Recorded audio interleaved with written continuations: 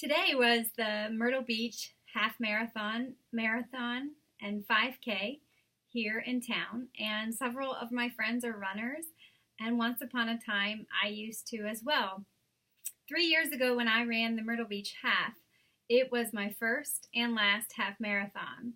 I trained for months to be able to run, despite my arthritic knees and my many years of overcoming ACL reconstruction and meniscal repairs in both knees. I wanted to run anyways. It was symbolic to me of overcoming an obstacle and pushing my body further than it could go by the power of my mind.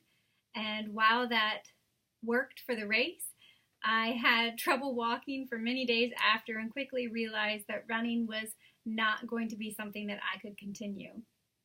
But what I learned in the process is that through Christ, the victory is already won.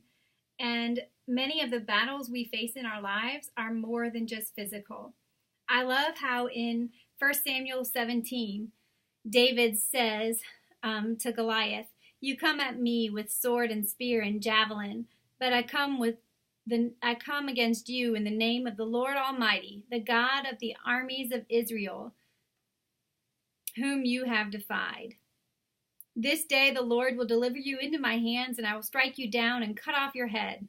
I love that.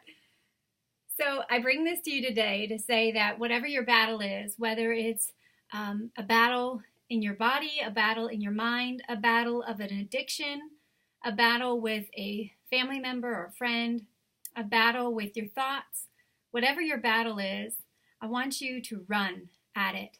Don't walk, don't crawl, don't back away in fear. I want you to run, just like David did. Small little David, the shepherd who ran at the giant.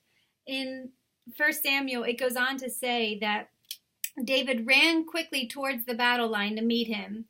Reaching into his bag and taking out a stone, he slung it and struck the Philistine in the forehead. The stone sank into his forehead and he fell face down on the ground. I think so oftentimes we think that the battle we're facing is so much bigger than we are, that we're not prepared, that we're not strong enough, and that we just don't have the energy to fight.